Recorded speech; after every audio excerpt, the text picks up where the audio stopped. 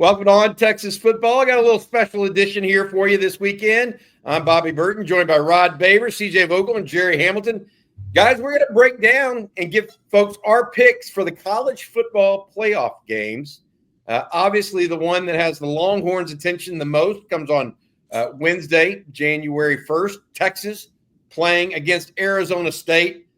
Guys, Longhorns around a 13-point favorite as we're recording this right now. It could be moved between 12.5, 13.5. That's where it's been in the last 7 days since this game's become a thing.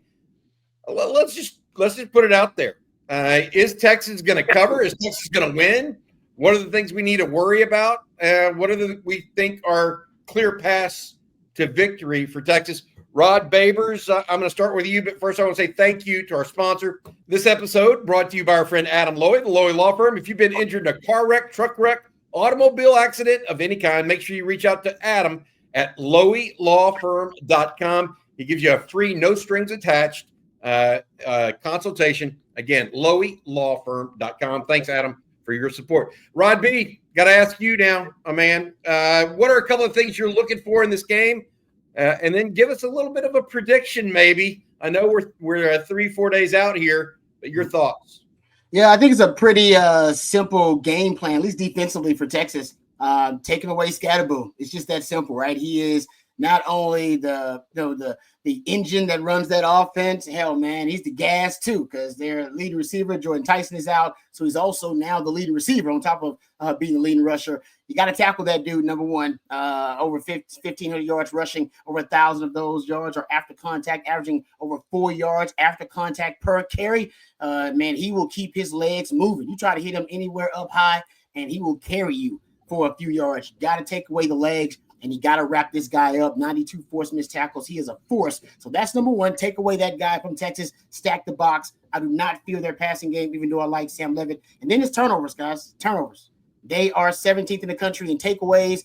One of the only areas where they're better than Texas is turnover margin. They're top 10 turnover margin in the country. As a matter of fact, they have 8, I believe, turnovers on the season.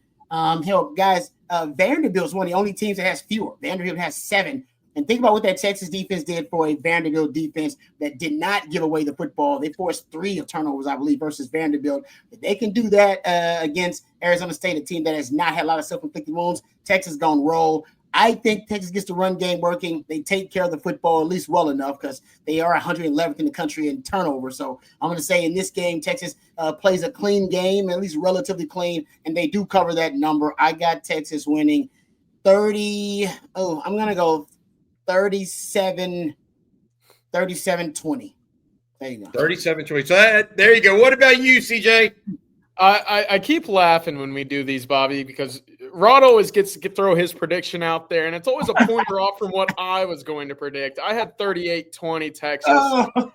So I'm right in that same range. I think the biggest question to me is how does Arizona State score the football and move the football if they can't run the football? Right? That's been their bread and butter. Who from their side of the ball have we seen so far this year be their number one?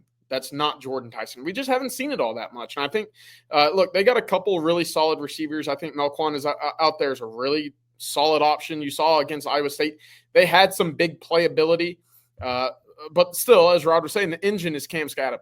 If you limit him, you'll have all the success you want. And I do think that the line of scrimmage difference in mass, size, and speed is going to be very significant. Texas will be able to run all day.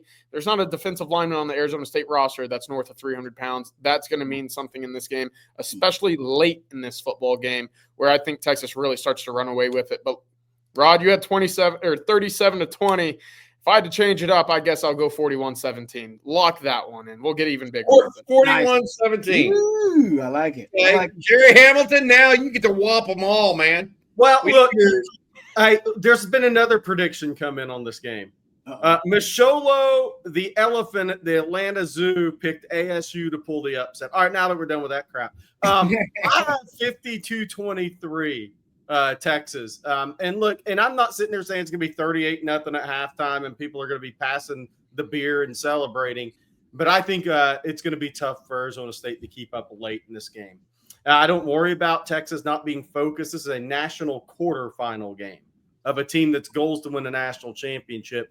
I do think Arizona State will come out, kitchen sink, and everything else they brought from Tempe is going to be thrown on the Mercedes-Benz in this game.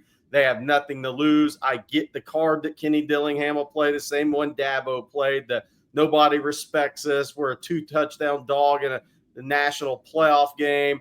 Everybody, none of you guys, nobody thinks this team should be on the field. I get it all. We've heard it all before. And I love Sam Levitt as a quarterback, actually. And I love Cam Scatterbo. And I think their defense does a really good job coordinating and maximizing. And Kenny Dillingham maximized this team. But sometimes you just come up against a team that's more talented than you are. It happened to Austin Westlake against North Crowley in the state championship game in Texas high school football in 6A last week. And I think that's what's going to happen here again. And that doesn't mean Arizona State can have a great script and go score first like Clemson did, and everybody's jumping up and down, and, hey, is this going to be an upset? We've been through all this before, but I think this is a long football game. And I'll say this. I was looking, and Rod brought it up Friday, and I think we brought it up a little bit before. I was looking for the advantages. Where does Arizona State have advantages in this game? They don't have a special teams advantage on Texas in this game. Mm-hmm. Texas is a better kicking team, and the punt team is about a scratch. I mean, so where are your advantages if you're Arizona State? You have to have turnovers on Texas end of the field.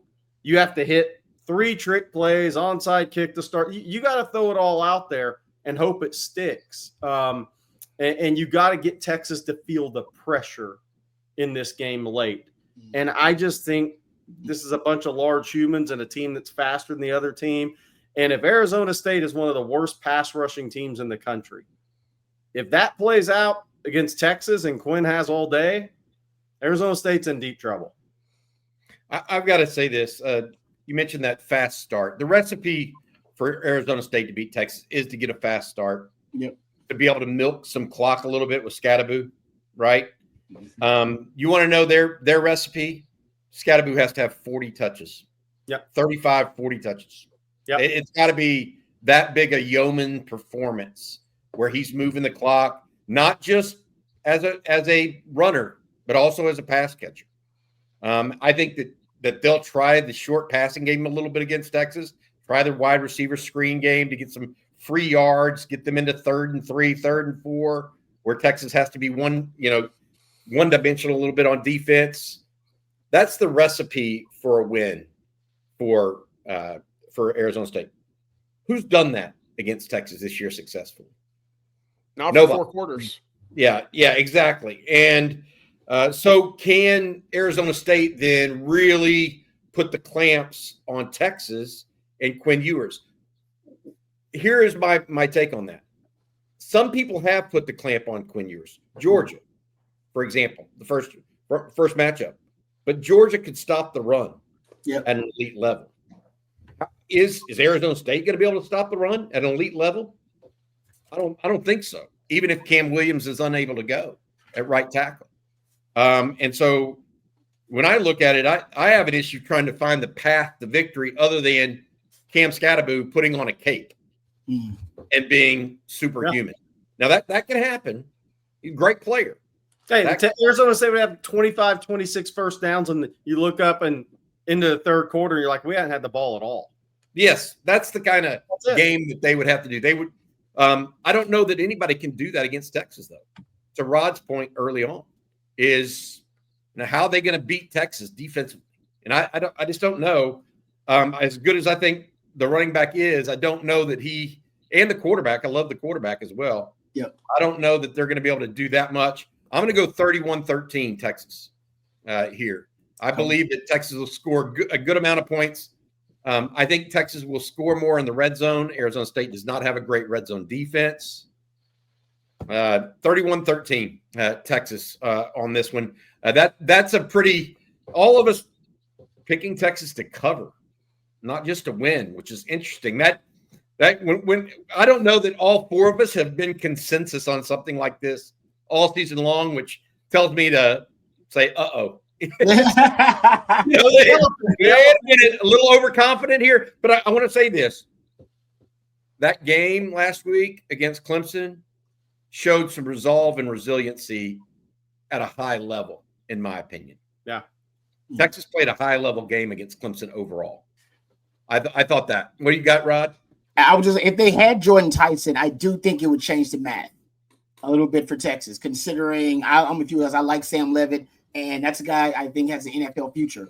But without that, I just don't think they have they don't have the, number one, the type of athletes Texas has, so there's a talent disadvantage. And then I don't think they can even gather the numbers advantage they need to help out Scatterbo.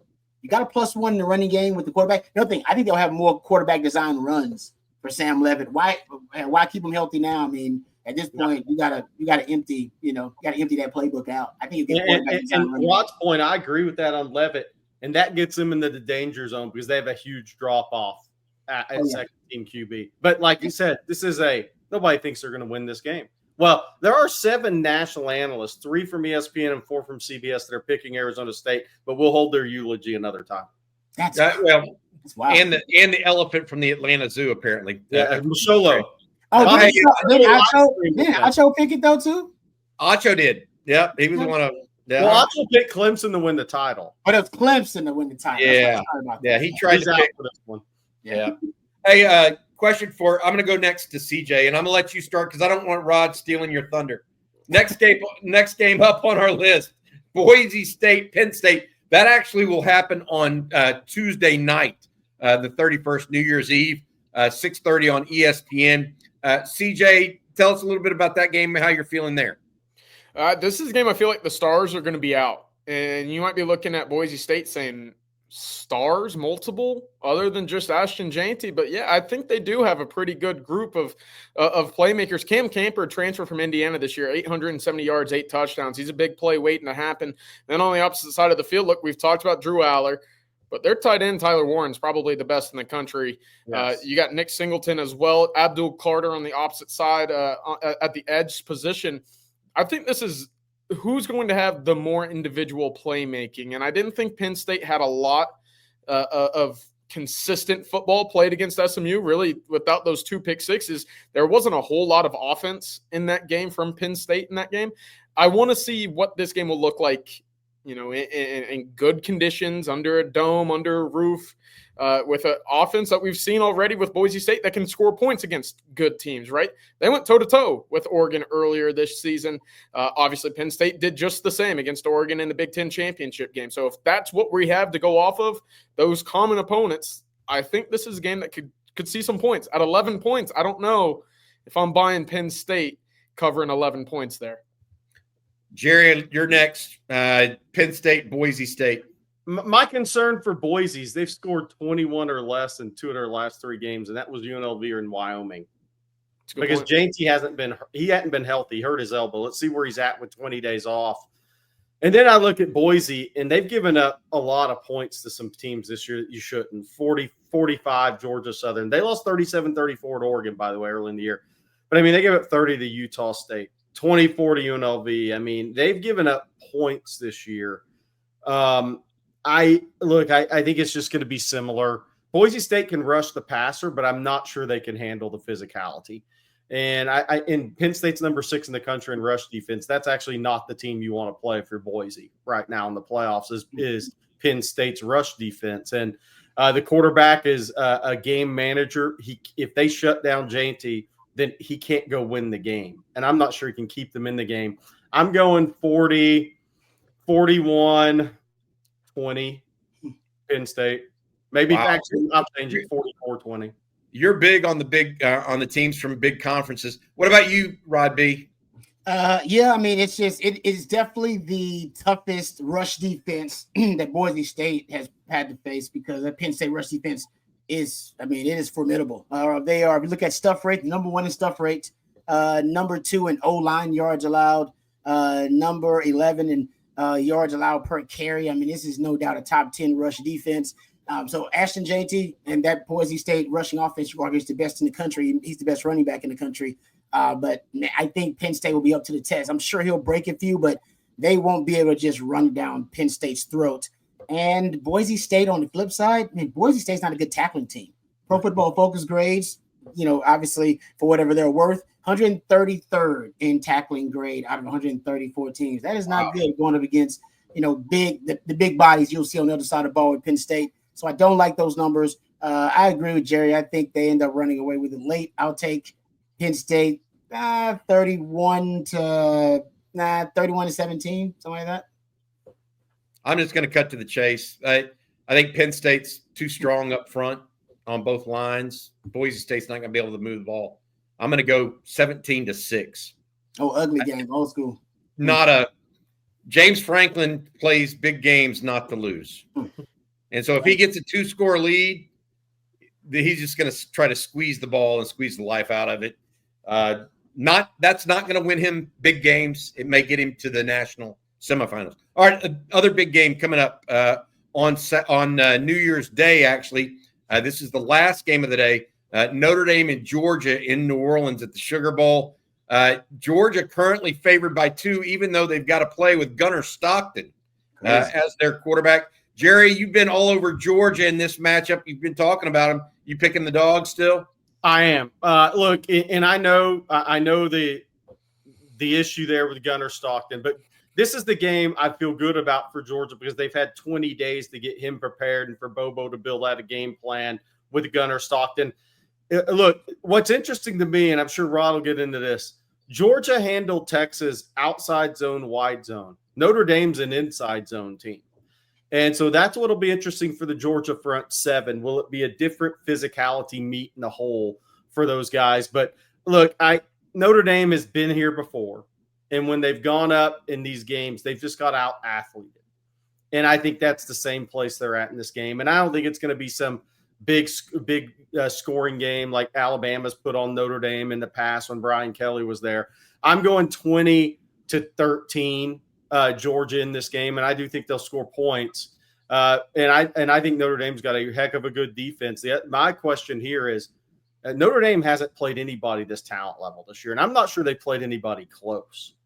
And I think Georgia is gonna run the ball a little bit better on Notre Dame than people are thinking.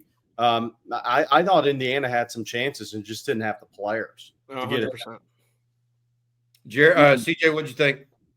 Well, I liked your 17-6 prediction for Penn State, Boise State, but I think you got it for the wrong game, Bobby. I think this is the one that you're looking at maybe 20 total points combined, just for the sense that, to Gerry's point, I don't know if Notre Dame's come close to a front seven as talented as this Georgia team. I don't know if there's a front seven better than this Georgia team. Of course, it's not been the greatest of seasons for them, but that front seven certainly doesn't look like they have any drop-off whenever they need to come up and play big. That, to me, is something that I think is going to be really important. I don't think you're going to see a 98-yard touchdown for Notre Dame in this game either, right? And in that case, can you string together consistent drives, collecting first down after first down and move the ball? It's going to take a pretty, I don't want to say heroic, but along those lines for Riley Leonard, who I think is a heck of a gamer, right? That's a guy with using his athleticism will certainly lower his shoulder, go run for a first down, get up and go do it again, right? He is a heck of a competitor. I just struggle to see it consistently against the speed of that Georgia front. I think it'll be really low scoring. I actually like 17-10 Georgia in this game. 17-10 Georgia. Rod B, your thoughts? Yeah, I mean, this one's tough because obviously backup quarterback, a young, inexperienced backup quarterback in for Georgia. I do think Bobo will come up with some nice concepts because, I mean, Stockton is just kind of a grip it and rip it guy. So as long as they can engineer some one-on-one matchups, if the run game is working, they may be able to win. But Notre Dame's secondary is pretty damn good, too. Matches up pretty well. I worry about Georgia against quarterback run game. They have not been good against quarterback run game this year. I'm Notre Dame. I take that Georgia Tech game plan, and I basically instill that to start out the game. See if I can run downhill on Georgia a little bit. I'll take Georgia to win, but I would not be surprised at all if Notre Dame pulls it out. This is easily a push to me. I think it go either way. I do. I'm going to surprise you guys. It sounds like y'all all went Georgia. I'm going Notre Dame 24-9. Doesn't surprise me. I'm not a fan of Gunnar Stockton with a couple weeks to prepare for him.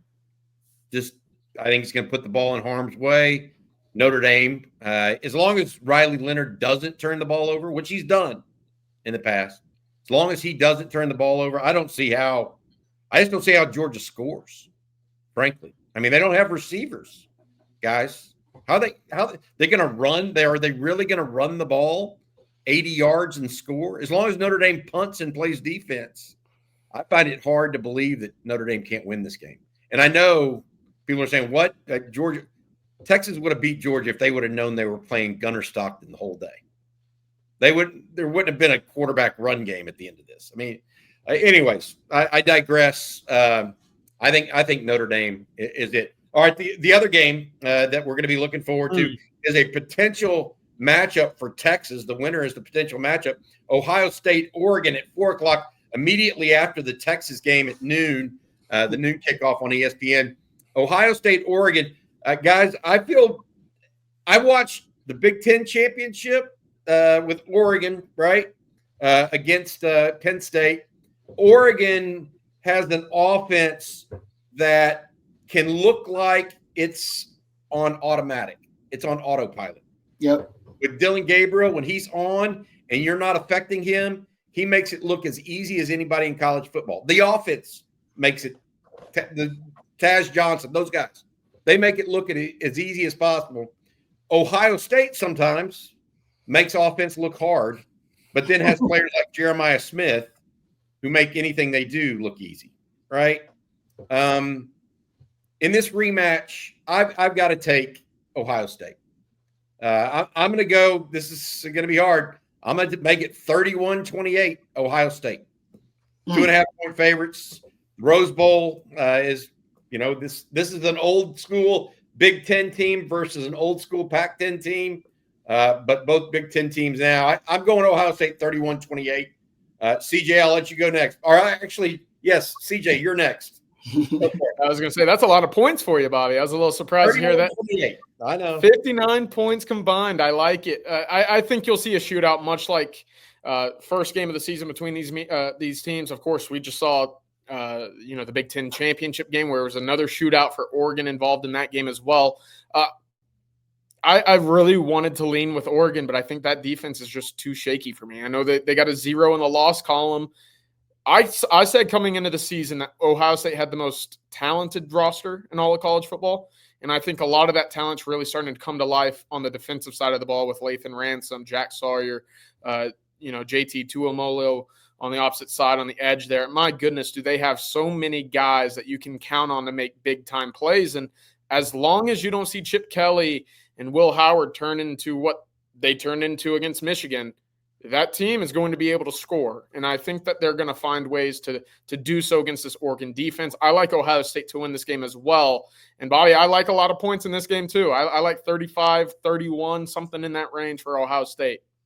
This will be interesting. I'm going to ask Gerry next. And, Gerry, get your question. But the thing that I would say to that is the second matchups either tend to be between two teams that have played in the same year, tend to be either higher scoring or lower scoring.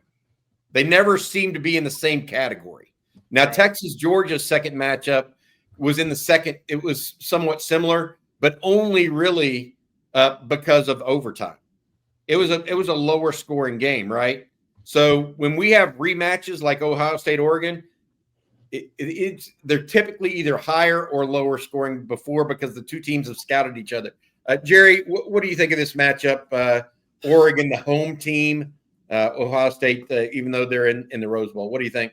First off, I think I've got to pick this in who I want Texas to play. So I'm picking Oregon. I think Ohio State's the second worst matchup for Texas to Georgia in this college football playoff for the similar reasons. So I'm going to pick Oregon 34-31, and I do think it's going to be a similar close, actually 35-30. It's going to be a similar game. And I'm just picking that because if Oregon and Texas needs to play in the Cotton Bowl with DeCorian Moore sitting there ringside, that's just the way this whole recruiting cycle and season needs to go for me because the chat was amazing in July on Texas football. But I that's more with, I think Texas matches up better against Oregon than Ohio State. I actually think Ohio State's going to play better football, is playing better football coming off of the Tennessee game because Oregon's had the sit, and are they going to have the same offensive continuity? Now they get a little healthier. I'll say that. Ohio State's offensive line won't get healthier. Their center's out for the year with an ACL. But I just don't want to see Texas Ohio State. So I'm going Oregon 35-30. See, I think Texas matches up better against Ohio State than they do Oregon. What do you think, Rod? The question is, can Ohio State get pressure on Dillon Gabriel? Right, that's been. Can they disrupt Dillon Gabriel? You talk about that offense and how it almost is on autopilot sometimes. It's just on cruise control. That's because Dillon Gabriel runs it with just kind of immaculate precision. In that matchup, again, the first matchup, I think they got pressure on around 36% of the time. In Ohio State's last game, they got pressure. They got a 43% pressure rate. If they're above a 40% pressure rate versus Dillon Gabriel, that's kind of the key. He has only had one game where he's been sacked more than once. And that was that Wisconsin matchup. They just don't get to him. Ball gets out of his hands really, really quickly. I think that's going to be kind of the key to it all. And everybody knows how Oregon's offense, like what you got to stop, right? Got to stop screen game, much like Sark's offense. Love screen game. About a quarter of the offense is screens. 68% of the passes within 9 yards of the line of scrimmage. Ball's coming out quickly, right? That helps the pass protection. So you've got to be able to tackle in space. You can't tackle these guys in space. You want to have a long day. And you got to be able to you got to be able to tackle and stop the yak yardage because 60% of Oregon's yards are just yak yards, much like Sark's offense. I'll take Oregon. Dillon Gabriel, we got to start giving this man credit at one point. We refused to. Longhorn Nation refused to give this guy credit. He beat us, and now he's leading the team that's undefeated. Still won't give Dillon Gabriel credit. The guy's a gamer. He knows how to ball. He knows how to win. I'll take Oregon. And I was going to say, if you're taking two quarterbacks that Texas played against last year, exactly, you're deciding with which quarterback you would go with, even though Will Howard brought Kansas State from behind, I'd go with Dillon Gabriel. A little bit of magic to him, something that equality. Yeah. Look, what I've said about Gabriel, if you put him on every team remaining in the college football playoff, he would run the offense better than whoever else his competition was. Oh, that's good. I like that. Well, it's because he played like 60 college games. Correct. And he's in 3 offenses. I'll say this. It'd also be fitting if Texas takes on Dillon Gabriel in Dallas and Oklahoma fans had to watch it. I would love it. That would be awesome. That seems like another thing that needs to happen. That needs to happen. That would exercise the demons that Longhorns fans have. I love it, guys. All right, that's going to do it for today's episode of On Texas Football. Thank you all so much for joining us and hanging out for a little bit. Thank you also to our sponsor, Adam Lowy, over at the Lowy Law Firm. Reach out to Adam if you've been injured in a car wreck, truck wreck, automobile accident of any kind. If you think you might be due compensation, he and his firm will give you a no strings attached free consultation. Again, that's Adam Lowy over at LowyLawFirm.com. 20-plus years of experience of helping injured Texans get compensation for being for their accidents. All right, guys, thank you all so much for CJ Vogel, Gerry Hamilton, and Rod Babers. You guys have a good weekend. Hook 'em.